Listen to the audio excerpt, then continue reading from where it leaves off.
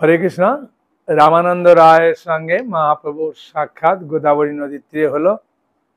গোদাবরী নদীর তীরে হওয়ার পরে তারপরেতে মহাপ্রভু বললেন যে এটা লোকাচার হবে না, আমাদের আলাদাভাবে আমরা দেখা করব।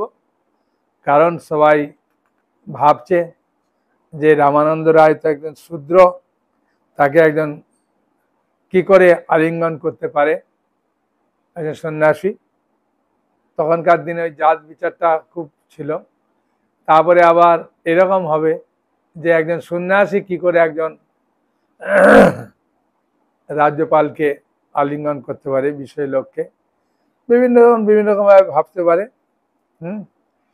তাই গোদাবরীর তটে তরুলতা পুষ্পশোভিতা এক নিভৃত কুটিরে বসে রামানন্দ রায় শ্রী মহাপ্রভুর শক্তি সঞ্চার করে তার মুখ দিয়ে জীবের পরম কল্যাণ, এটা জানতে হবে যে গোদাবরীর তটে তরুলতা পুষ্পশোভিত এক নিভৃত কুটিরে বসে রামানন্দ রায় আর মহাপ্রভুর সম্বন্ধে যে কথাবার্তা হয়েছিল সেগুলো আমরা আলোচনা করব।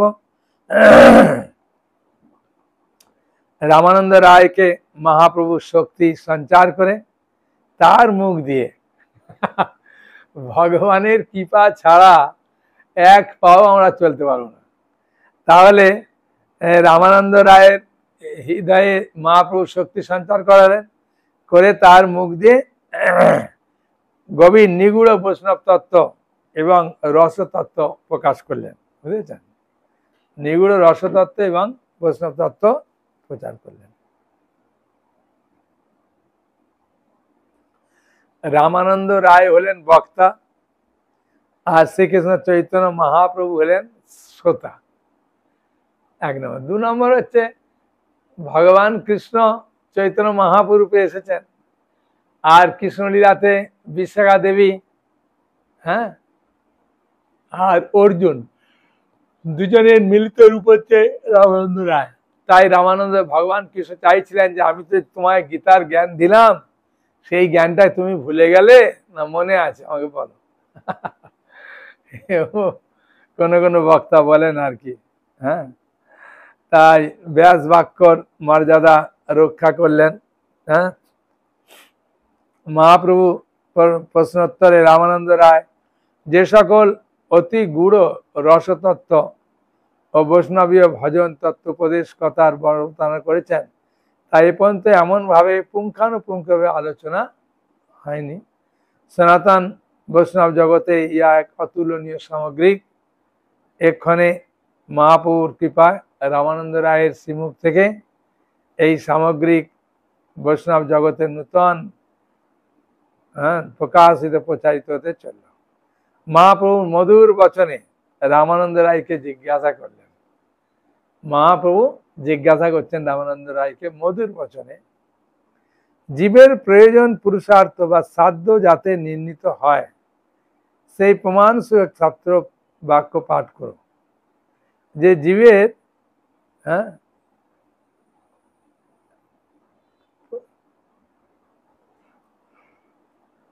জীবের প্রয়োজন হচ্ছে পুরুষার্থ বা সাধ্য বিষয় যাতে নির্ণীত হয় সে বিষয়ে বলো। প্রভু কয়ে পর শ্লোক সাধ্যের নির্ণয়, রামানন্দ কয় স্বধর্ম আচরণে বিষ্ণু ভক্তি হয়। চৈতন্য চরিতামৃত থেকে মহাপ্রভু বললেন যে রামানন্দ রায় তুমি বলো যার দ্বারা সাধ্য বস্তু নির্ধারিত হতে পারে। সাধ্য বস্তু মানে যে কোন বস্তুটার আমি সাধন ভজনা করব, মূল বিষয়টা কে। রামানন্দ রায় বললেন যে সিদ্ধান্ত প্রদান করলেন তা যেন অশাস্ত্রীয় না হয়। মহাপ্রভু বলে দিচ্ছে তা যেন শাস্ত্রসম্মত হয়, সর্বত্রই যেন শাস্ত্রের প্রমাণ প্রদর্শন করে তিনি তার উত্তর দেন। আগে রামানন্দকে বলে দিলেন যে শাস্ত্র থেকে বলতে হবে, অন্য জায়গা থেকে বললে হবে না। এটি মহাপ্রভুর অভিপ্রায়। সাধ্য বস্তু হলো অপ্রাকৃত রাজ্যের বিষয়। জীবের প্রাকৃত বুদ্ধি বা প্রাকৃত যুক্তি তর্ক বা প্রাকৃত জগতের অভিজ্ঞতা দ্বারা অপ্রাকৃত রাজ্যের কোনো বিষয় সম্বন্ধে কোনো নির্ভরযোগ্য সিদ্ধান্ত উপনীত হওয়া যায় না। অপ্রাকৃত বস্তু সম্বন্ধে জড়জগতে জীবের কোনো অভিজ্ঞতা নাই বলে, হ্যাঁ ভালো করে শুনুন, অপ্রাকৃত বস্তু সম্বন্ধে মানে অপ্রাকৃত জগৎ সম্বন্ধে আমাদের কোনো ধারণা নেই। তা সেই জন্যে মহাপ্রভু এইরকম প্রশ্ন করছেন যাতে রামানন্দ রায় উত্তর দেয়, সাধারণ মানুষ যাতে বুঝতে পারে।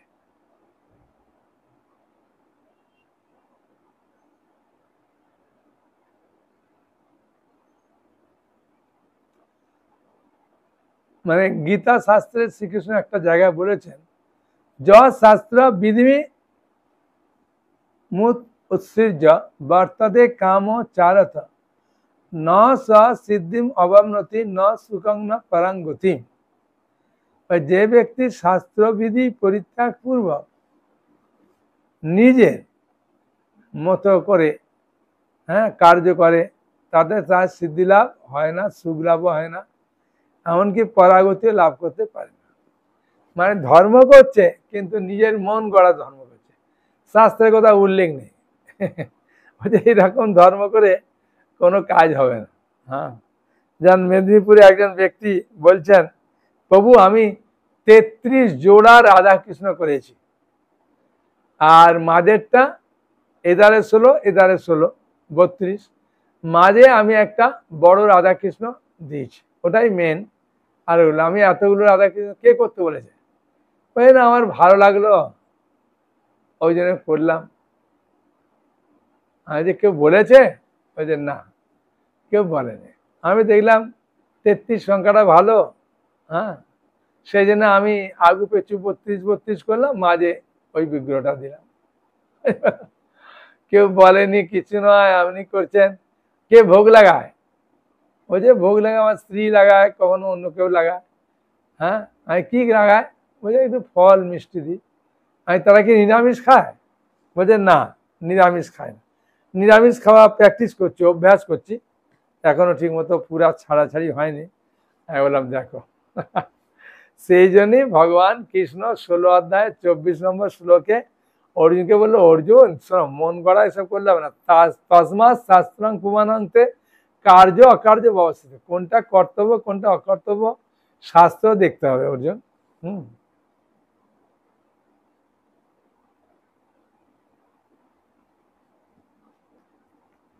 সাধন করে যা লাভ করা যায় তাকে সাধ্য বলে। এখানে উল্লেখ আছে সাধ্য বস্তু কাকে বলে না, যাকে সাধন করে লাভ করা যায় সেই হচ্ছে সাধ্য বস্তু। হ্যাঁ, যে কোনো জিনিস সাধন করে যেটা লাভ করবেন সেটাকে বলা হয় সাধ্য বস্তু।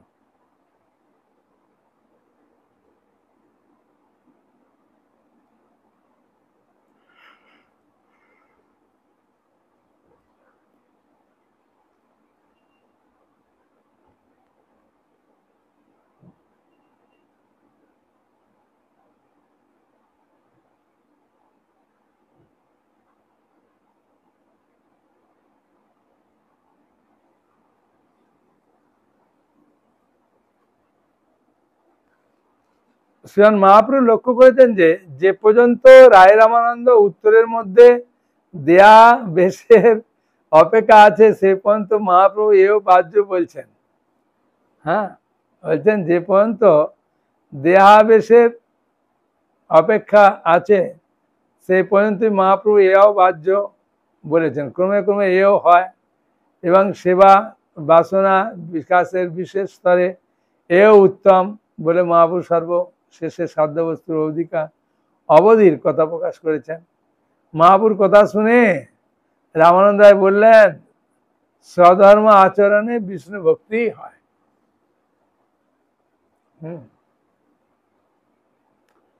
বলছেন সাধ্য বস্তু কাকে বলে? বলছে সাধন করে যা লাভ করা যায় তাকে সাধ্য বস্তু বলে। ঠিক আছে, এখন এই সাধ্য বস্তু নিয়ে মহাপ্রভু বিভিন্ন রকমের প্রশ্ন করেছেন মহাপ্রভুকে। মহাপ্রভু বিভিন্নভাবে উত্তর দিয়েছেন, ঠিক আছে, একভাবে উত্তর দেয়নি। তা বললেন মহাপ্রভু, তখন প্রথমে মহাপ্রভু কথা শুনে রামানন্দ রায় বললেন,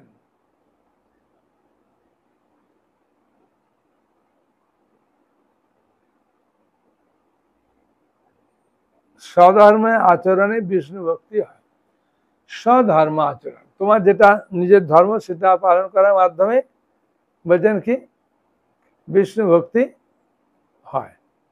স্বধর্ম আচরণ বলতে কি বোঝায়? স্বধর্ম আচরণে বিষ্ণু ভক্তি হয়, কথা ঠিকই। এই স্বধর্ম বলতে কি বোঝায়?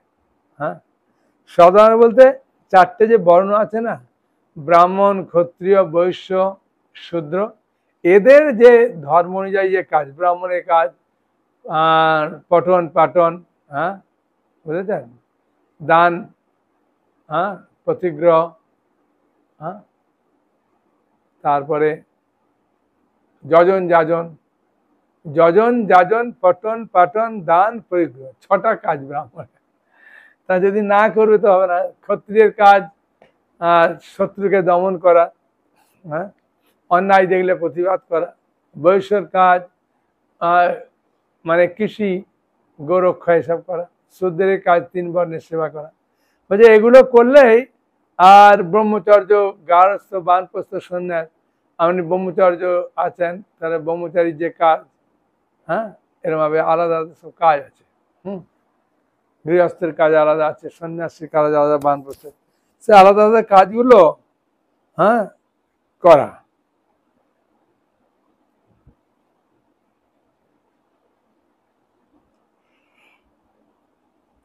বলতে এইটাকেই বলছে স্বধর্ম আচরণে বিষ্ণু ভক্তি হয়। হ্যাঁ, এটাকেই বলছে বিষ্ণু ভক্তি যে হয়, এটাই স্বধর্ম আচরণ। যার যেটা ধর্ম সে সেটা করবে।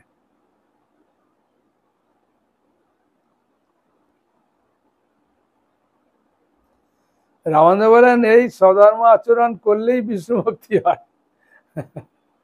এই বিষ্ণু ভক্তি হলো পুরুষার্থ বা সাধ্য বস্তু।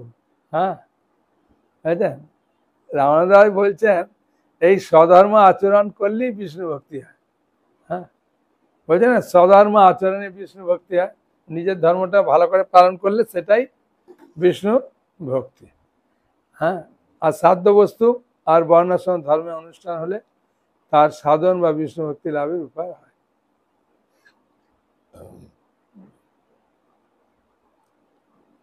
এই উক্তির প্রমাণ স্বরূপ বিষ্ণু পুরাণে একটা শ্লোক আছে, হ্যাঁ, যে বর্ণাশ্রমচারবতা পুরুষেণ পরাপুমান বিষ্ণুরারাধ্যতে পন্থা নন্নস্তত্ত্ব সকারণম। পরম পুরুষ বিষ্ণু, হ্যাঁ, বর্ণাশ্রম চার সম্পন্ন কর্তৃক আরাধিত হয়ে থাকে। বস্তুত বর্ণাশ্রমাচার ব্যতীত বিষ্ণু প্রীতি সাধনের কোনো উপায়ই নেই।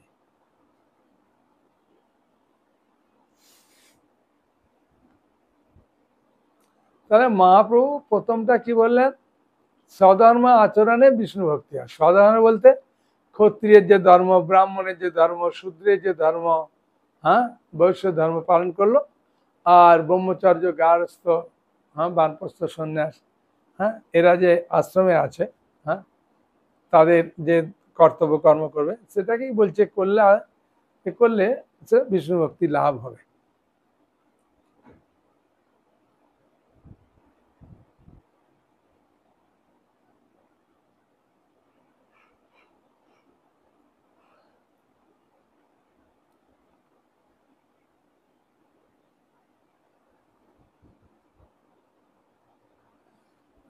মানে যদি বর্ণ আর আশ্রম অনুযায়ী এই জগতের মানুষ চলে, তাহলে স্বাভাবিক কারণে একটা ভক্তির ভাব আসে।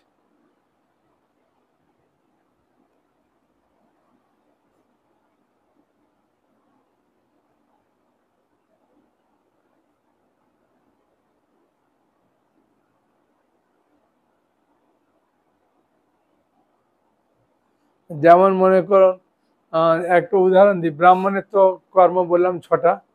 হ্যাঁ, যজন যাজন পঠন পাঠন দান পরিগ্রহ।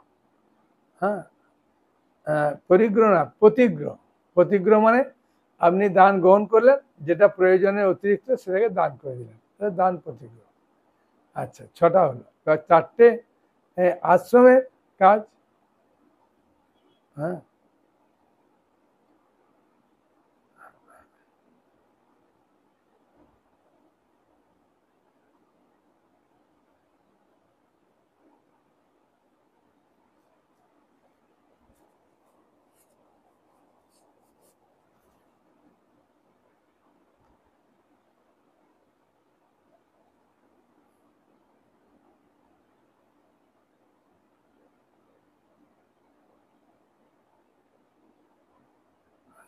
মহাপ্রভু বললেন যে বর্ণাশ্রম ধর্মের কথা যে বললে, সেটা করলেই বললে যে সধর্ম আচরণে বিষ্ণু ভক্তি হয়, এটা ঠিকই আছে।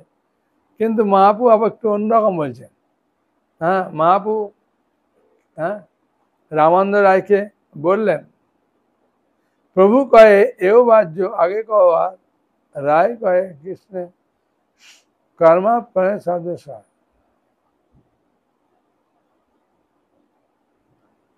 তাহলে মহাপ্রভু বললেন রামানন্দ এই বর্ণাশ্রম ধর্মের আচরণে যে বিষ্ণু ভক্তি হয় তা জীবের বাস্তব সাধ্য বস্তু নয়। ওরা বুঝতেই পারে না যে এটা করলে আমার বিষ্ণু ভক্তি হবে।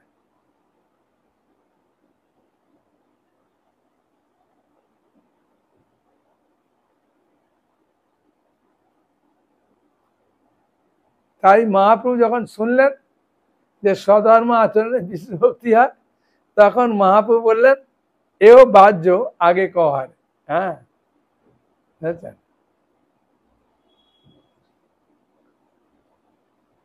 রায় কয়ে কৃষ্ণের কর্মার্পণ সদৃশ। তখন বলেন ঠিক আছে, যদি ওটাকে বলেন বাহ্য যে স্বধর্ম আচরণে বিষ্ণু ভক্তি হয়, তাহলে হবে আর কি। সেই জন্য লাস্টে বললেন কি, যে ইহ বাহ্য আগে কওয়ার।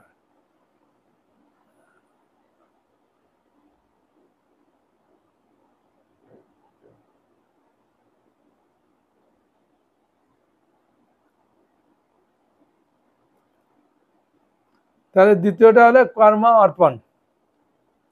কৃষ্ণের কর্ম অর্পণটাই সাধ্যসার। রামানন্দ রায়কে মহাপ্রভু জিজ্ঞাসা সাধ্য বস্তু কোনটা, সেটা বললো বিষ্ণু ভক্তি করলে, স্বধর্ম আচরণ করলে হ্যাঁ বিষ্ণু ভক্তি লাভ হবে। তারপর মা বলছেন না, এটা ঠিক নয়। হ্যাঁ, আর কিছু আছে? রামানন্দ বলছে আছে, এর ঊর্ধ্বে আছে। কি আছে এর ঊর্ধ্বে? কৃষ্ণে কর্ম অর্পণ করলে সেটা ভক্তি হয়। যা কিছু খাও, যা কিছু যজ্ঞ করো, যা কিছু যা করো, সবকিছু কৃষ্ণকে অর্পণ করে করলে এটা তো বিষ্ণু ভক্তি হয়। হ্যাঁ, বুঝেছেন? এটা তো বিষ্ণু ভক্তি হয়।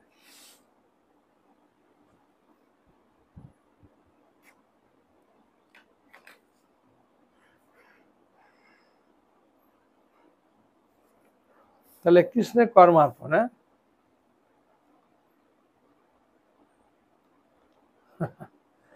মৈত্র ঋষি এক সময় পরাশরকে জিজ্ঞাসা করছেন, বিষ্ণুর আরাধনা করে মানুষ কোনো ফল লাভ করেন? কে জিজ্ঞাসা করছে? মৈত্র মুনি জিজ্ঞাসা করছে। হ্যাঁ, মৈত্র মুনি জিজ্ঞাসা করছে পরাশর মুনিকে যে বিষ্ণু আরাধনা করে মানুষের কোন ফল লাভ হয়? তদুত্তরে পরাশর মুনি বললেন, সমগ্র সগর রাজার প্রশ্নের উত্তরে ভৃগুবংশীগণ ঔর্বর উক্তি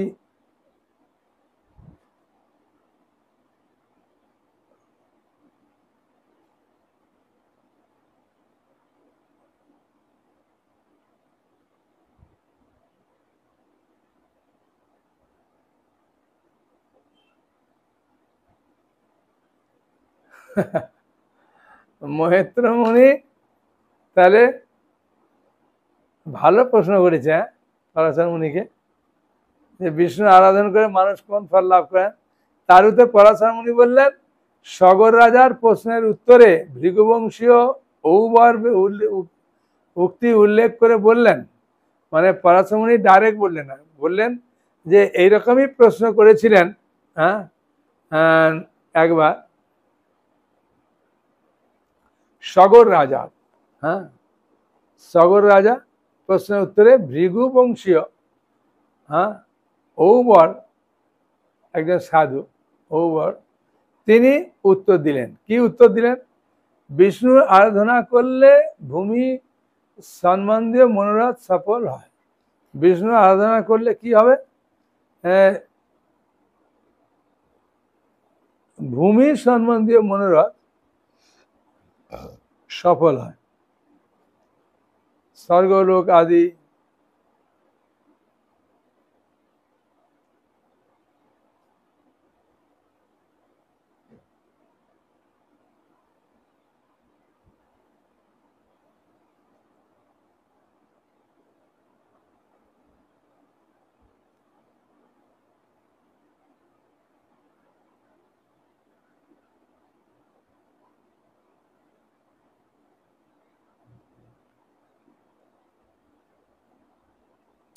তারপরে বলছে বিষ্ণু পুরাণে উপরোক্ত প্রমাণে বৈরঙ্গ সাধনের কথাই বলা হয়েছে। কারণ শ্রীমদ ভাগবতে আছে বর্ণাশ্রম ধর্ম সুন্দরভাবে অনুষ্ঠিত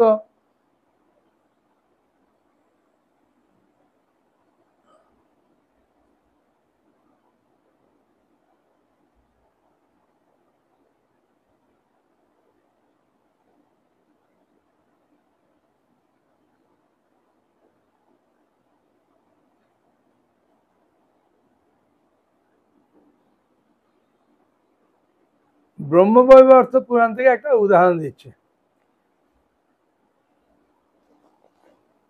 মানে এটা আছে ব্রহ্মবৈবর্ত পুরাণে, কিন্তু ভাগবতে উল্লেখ আছে।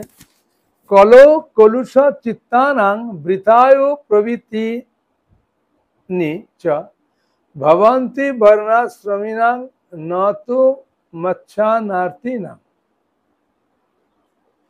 ভগবান বললেন কলিকালে কলুষ চিত্ত বর্ণাশ্রমীগণের জীবন ধারণাদি বৃথা, কিন্তু আমার শরণার্থীগণের জীবন ধারণ বৃথা নয়। মানে যারা ভগবানের শরণাগত তাদের আলাদা রকম কৃপা আছে। বলার পরে একটা খুব সুন্দর কথা দিয়েছে, বিষ্ণু ভক্তি জীবের সাধ্য বস্তু, বিষ্ণু ভক্তি জীবের সাধ্য বস্তু বটে। বিষ্ণু ভক্তিটা জীবের সাধ্য বস্তু বটে, কিন্তু যে বিষ্ণু ভক্তিতে কেবল সুখ আর ভোগ আদি পাওয়া যায়, কৃষ্ণ সেবা পাওয়া যায় না।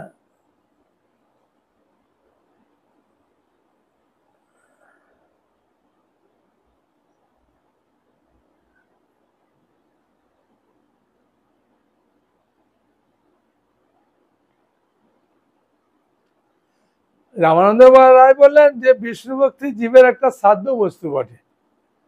রামানন্দ রায় বললেন যে বিষ্ণু ভক্তিটা জীবের একটা সাধ্য বস্তু বটে, কিন্তু যে বিষ্ণু ভক্তিতে কেবল সুখ আদি পাওয়া যায়, শ্রীকৃষ্ণের সেবা পাওয়া যায় না, তা জীবের সাধ্য নয়।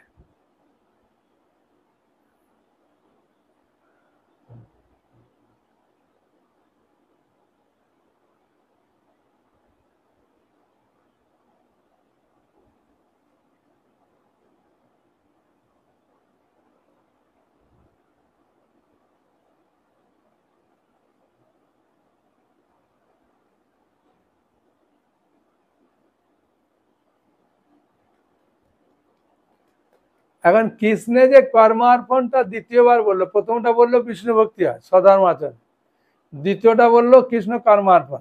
তা ভগবদ গীতার নবম অধ্যায় 27 নম্বর শ্লোকে আছে না, যৎ করসি যৎ অশ্নাসি যৎ জুয়সি দদাসি যৎ যৎ তপস্যাসি কন্তেয় তৎ কুরুষু মদ অর্পণ। তুমি যা কিছু খাও, যা কিছু কর্ম করো, যা কিছু ভোজন করো, যা কিছু হোম করো, যা কিছু যজ্ঞ করো, দান করো, তপস্যা করো, সব আমাকে অর্পণ করে করো। কর্মার্পণ। তা মহাপ্রভু এটা শোনার পরে বলছেন এটাও বাহ্য, এর থেকে আগে কিছু আছে? হ্যাঁ,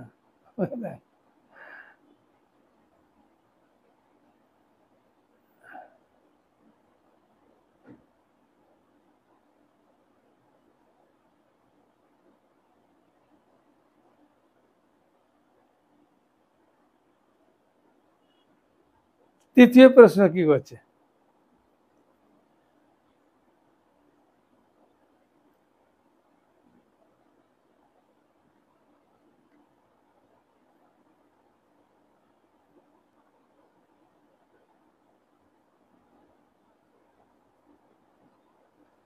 কেন এখন তো 95% লোক ওই ভগবানকে ভোগ দেয় শুধু নিজের জন্য, পাপ থেকে মুক্ত হওয়ার জন্য, বাড়িতে যা করছে সেটাই ভোগ লাগা, স্বাভাবিক, এটা আলাদাভাবে করার পাবে কি করে?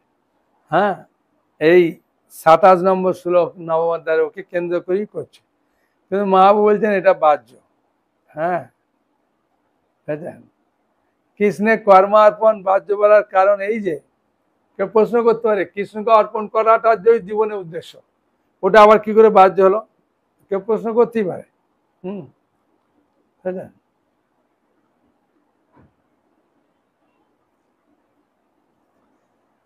যারা ভজন অনুসন্ধান নিশ্চয় করতে অসমর্থ, যারা ভজন করতে নির্দিষ্ট ভাবে করবে সেটাতে অসম্পূর্ণ হ্যাঁ আছে,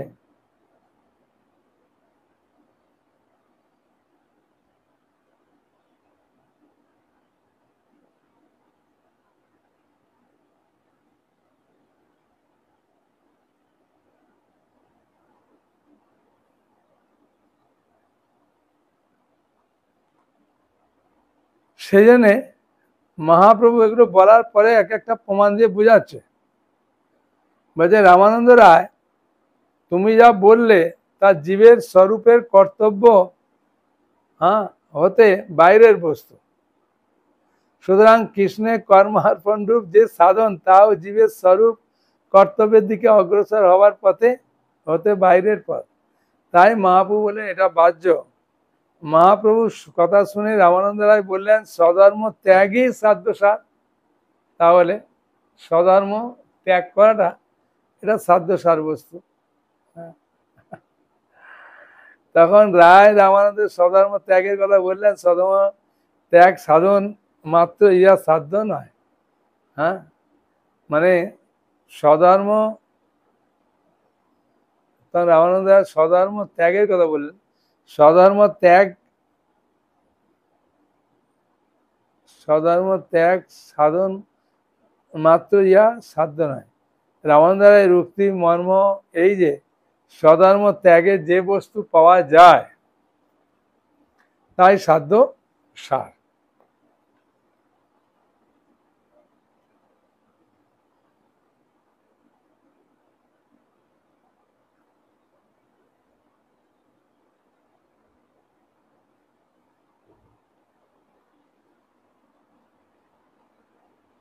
রামানন্দ এমনি শাস্ত্র গীতার শ্লোক দিলেন, আমার শাস্ত্র থেকে বলছেন, ভাগবত থেকে,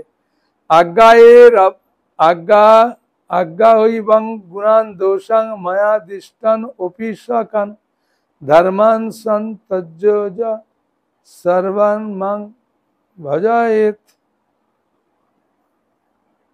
ভজয়েত স চ সত্যম ধর্মাং সংস্তজ্য সর্বান মাং ভক্তে সাই।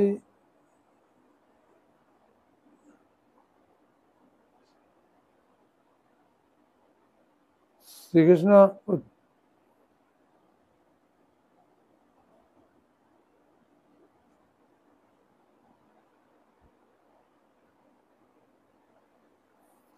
স্বধর্ম ত্যাগের কথা বললেন।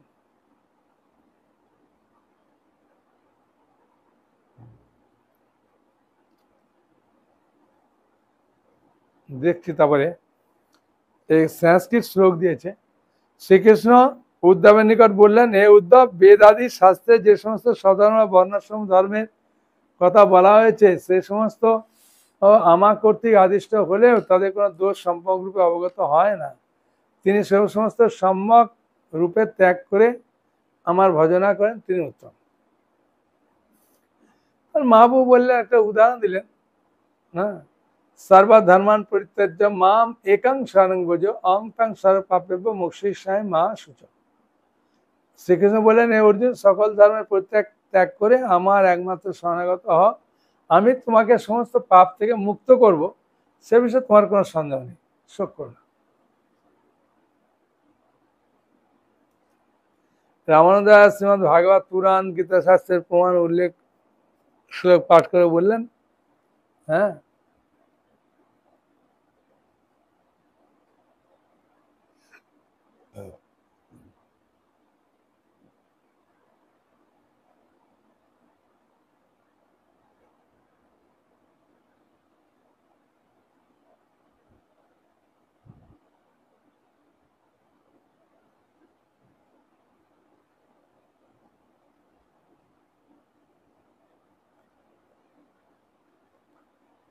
তারপরে মহাপ্রভু 4 নম্বরে বললো জ্ঞান মিশ্র ভক্তি সর্বসাধেশা। হ্যাঁ, তার প্রথমটা মানে স্বধর্ম আচরণে বিষ্ণু ভক্তি বললো, তারপরে বললো কৃষ্ণে কর্ম অর্পণ, হ্যাঁ, কৃষ্ণের কর্ম অর্পণটা বললেন, তাই না, এটা বললেন। তারপরে কৃষ্ণ কর্মার্পণ বলতে যত কর্ষি যত অসনাসি, এটা বললেন। তারপরে মহাপ্রভু বলছেন এটাও তো বাহ্য, বলে দিলেন। তারপরে বলছেন যে সব কিছু ধর্ম ত্যাগ করে ভগবানের প্রতি শরণাগত হওয়া। হ্যাঁ, রামানন্দ রায় ভাগবত মহাপুরাণ গীতা শাস্ত্রের প্রমাণ থেকে শ্লোক পাঠ করে বললেন যে বর্ণাশ্রম রূপ স্বধর্ম ত্যাগ করে ভগবানের শরণাগত শরণ গ্রহণই সাধ্য ভক্তির উৎকৃষ্ট সাধন।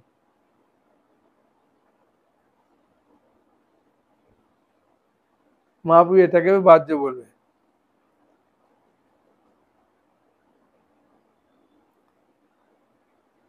যিনি ভগবানের শরণ গ্রহণ করেন তিনি মূল্যকৃত পশুর তুল্য সর্বদা তার অধীন হয়ে পড়ে।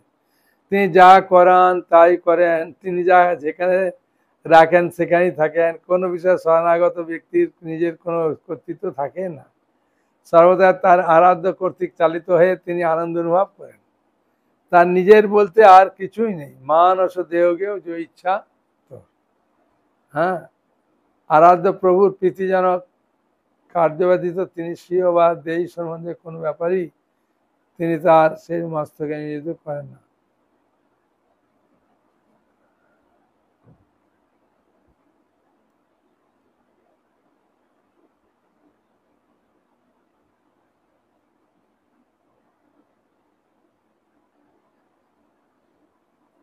মহাপ্রভু তখন বললেন তাহলে এক কাজ করে জ্ঞান মিশ্র ভক্তিটা সর্বসাধ্য সার জীবের। মহাপ্রভু বললেন স্বধর্ম ত্যাগকে বাহ্য বললেন কেন তাহলে? হ্যাঁ, জ্ঞান মিশ্র ভক্তিকে সাধ্যসার বলা যায়। হ্যাঁ,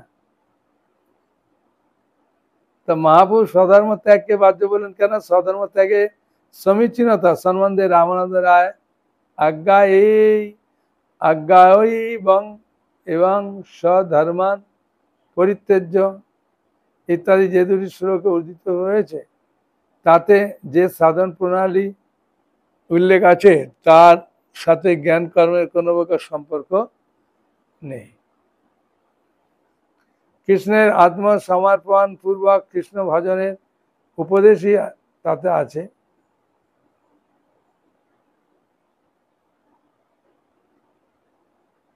উক্ত সাধনে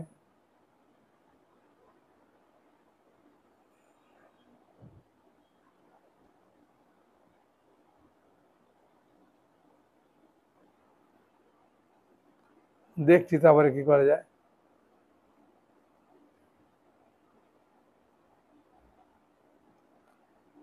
মহাপ্রভু সর্বধর্মানটা বলে পরিত্যাজ্য। হ্যাঁ, বলে এটাও ঠিক না।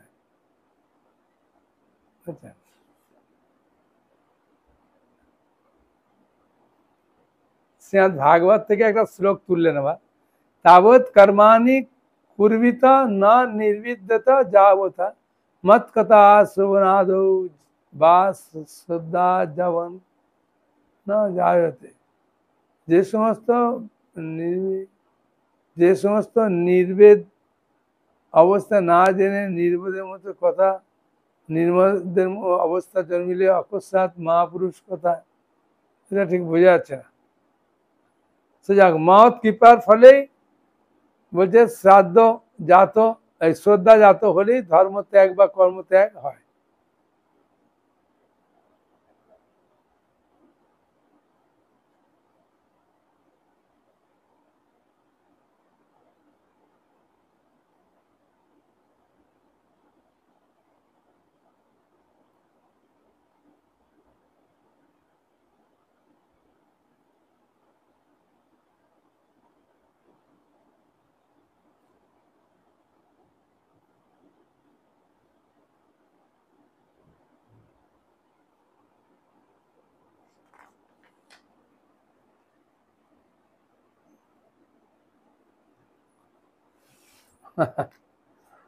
মনে হচ্ছে এগুলো সহজ না, না। হ্যাঁ, বলছে সর্বধর্মান পরিত্যাজ্য শ্লোকে কৃষ্ণ সেবার প্রতিকূল একটা মনোবৃত্তির পরিচয় পাওয়া যায়।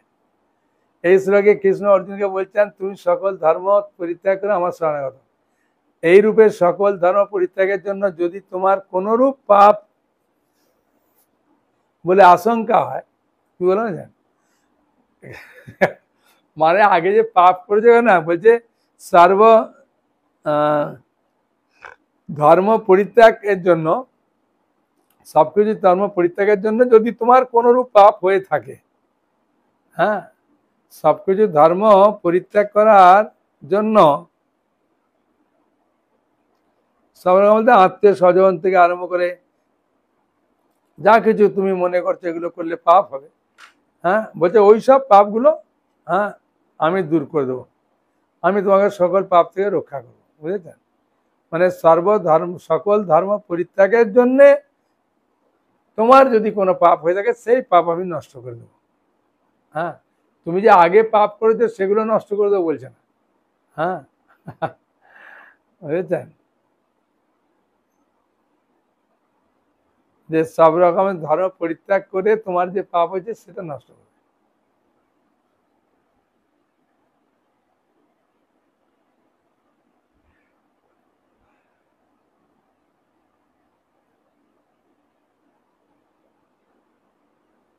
এই সর্বধর্ম মানে একটা নিজের ভাব থাকে, নিজের পরিবার, নিজের আত্মীয় স্বজন, আমি কিভাবে নিজে মুক্তি লাভ করবো, সবসময় নিজের জন্য চিন্তা।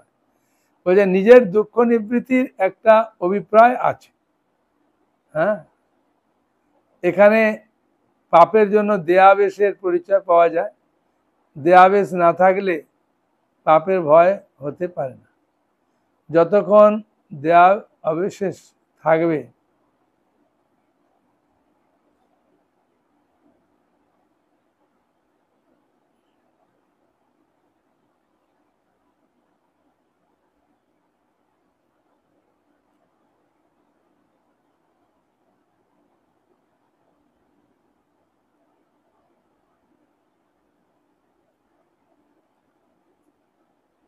সেটা মহাপ্রভু স্বধর্ম বাহ্য বললেন, রামানন্দ বললেন জ্ঞান মিশ্র ভক্তি সাধ্যসার, মহাপ্রভু বললেন এটাও বাহ্য। হ্যাঁ,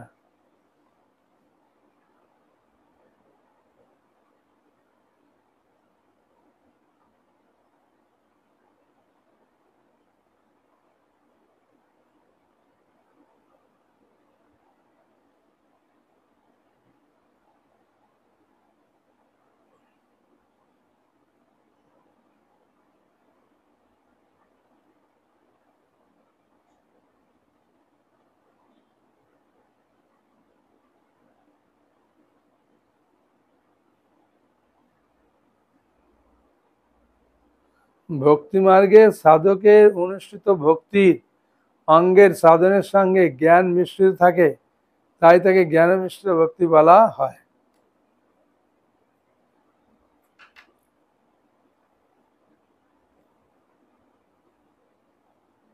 ब्रह्मभूत प्रसन्न आत्मा न सचित न कांक्षति सम सर्वेषु भूतेषु मद भक्ति লাভতে।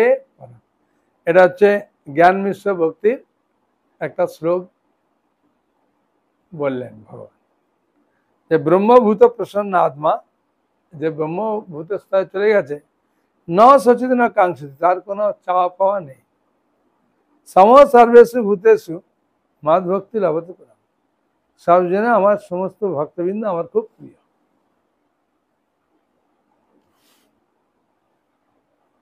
তারপরে মহাপ্রভুকে রামানন্দ রায় বললেন, প্রভু কয়ে এও বাহ্য আগে কওয়া রায় কয়ে।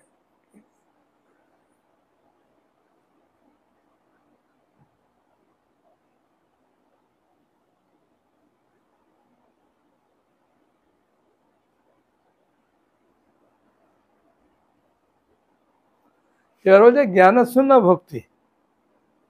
হ্যাঁ, প্রভু কয়ে এও বাহ্য আগে কওয়া, রায় কয়ে জ্ঞানশূন্য ভক্তি সর্বসাধু। হ্যাঁ, ভক্তি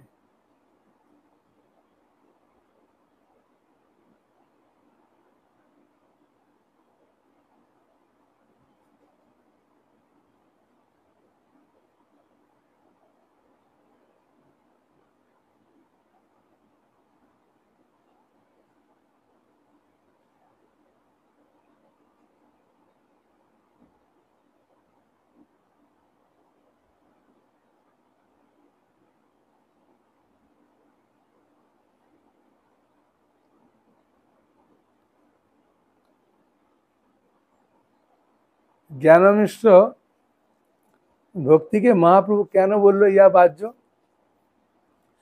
না? শ্রীল বিশ্বনাথ ঠাকুর বলছেন, মায়িক উপাধি দূরীভূত হলে সাধক ব্রহ্মভূত হয়ে প্রসন্ন আত্মা হন, তখন তার বাহ্য অনুসন্ধান থাকে না বলে বালকের ন্যায় সর্বত্র সহানুভূতি সম্পন্ন হয়।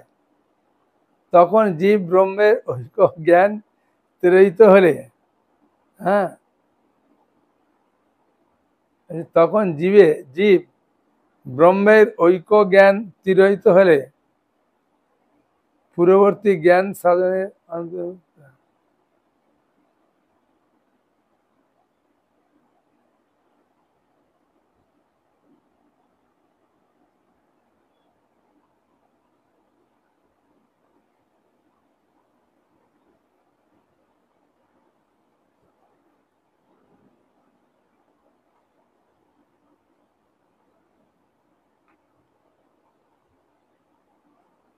পূর্বে ভক্তি জীবনে ব্রহ্মের এক ঐক্য সাধনের সাথে মিশ্রিত ছিল।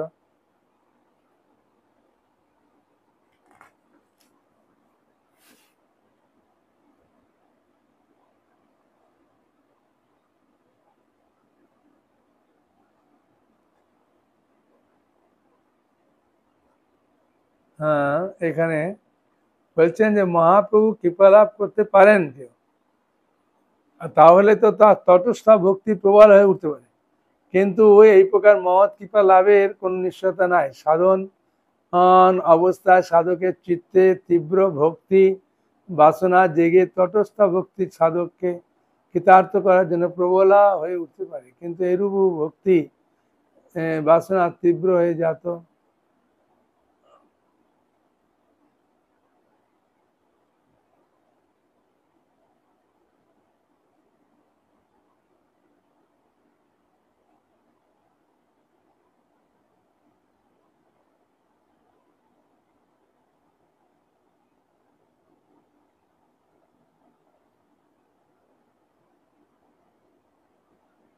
জ্ঞান শূন্য ভক্তিতে ভগবান আর জীবের মধ্যে যে সেব্য আর সেবক সম্বন্ধে বিরোধী, জীব ব্রহ্মের ওই জ্ঞানের মিশ্রণ নাই।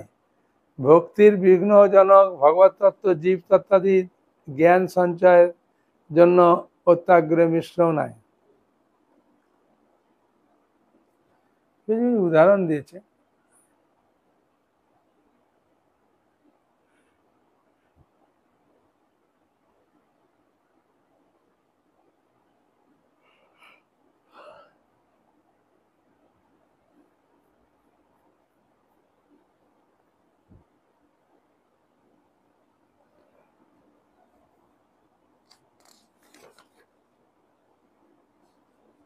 প্রভু বলছেন, এখন বলছেন, প্রভু বলে এও হয়, আগে কও আর।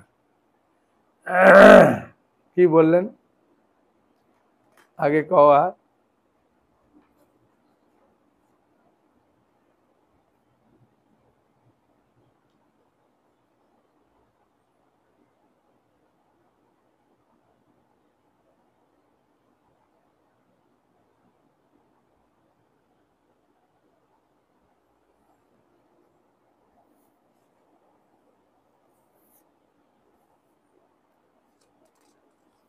জ্ঞান শূন্য ভক্তিটা মহাপ্রভু বললেন এও হয়,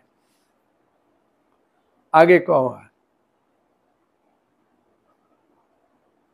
রামানন্দ রায়ের মুখে মহাপ্রভু যে সাধ্য বস্তু প্রকাশ করতে চেয়েছেন, সেই তত্ত্ব কথাটি এতক্ষণে প্রাপ্তির পথে এসেছে বলে মহাপ্রভু বললেন এও হয়, এও হয়, এখন ঠিক পথে এসেছে। মহাপ্রভু বললেন, রায় তারপরে কি আছে বলো। এতক্ষণে পথে এসেছ বটে, কিন্তু এই পথের শাসন।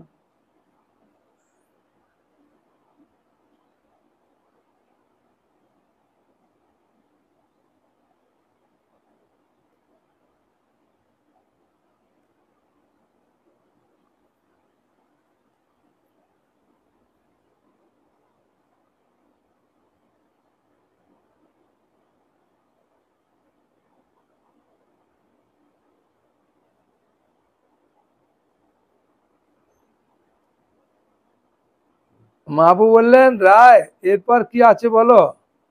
এতক্ষণে পথে এসেছে বটে, কিন্তু ইয়াই পথের শেষ নয়, সাধ্য বস্তুর সূচনা মাত্র। আরো সামনে অগ্রসর হও। জ্ঞান শূন্য ভক্তির সমর্থনে ভাগবত থেকে মহাপ্রভু একটা শ্লোক বলেছেন, এই রামানন্দ রায় বলার পরে বললেন এও হয়, আগে কও আর। হ্যাঁ, গোদাবরী তটে রামানন্দ রায়ের সঙ্গে সাধ্য সাধন তত্ত্বে আলোচনা প্রসঙ্গে শ্রীকৃষ্ণ চৈতন্য মহাপ্রভু রামানন্দ রায়ের মুখে রাধা কৃষ্ণের প্রেম মহিমা প্রকাশ করেছেন। তা আস্বাদনে করেও তিনি পরম আনন্দ।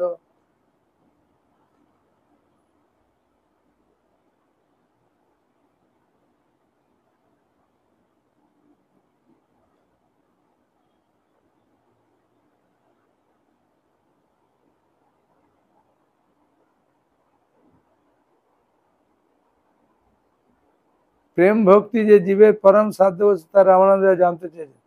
তিনি নিজেও প্রেম ভক্তি সাধনের উদ্দেশ্য সাদর্শই দেখিয়ে দিয়েছেন।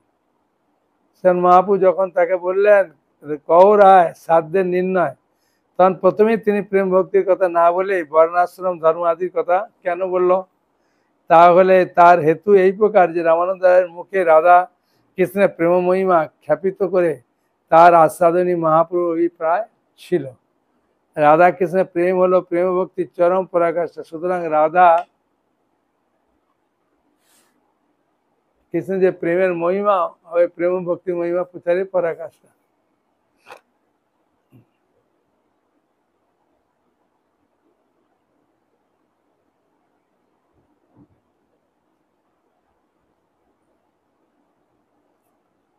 মহাপ্রভু কথা রামানন্দ রায় এইভাবে শুনছেন, আর মহাপ্রভু রামানন্দ রায়ের মুখ থেকে শুনছেন। ঠিক আছে, আজকে এই পর্যন্ত থাক। হ্যাঁ, পরে আমরা আবার আলোচনা করব। হ্যাঁ, ঠিক আছে।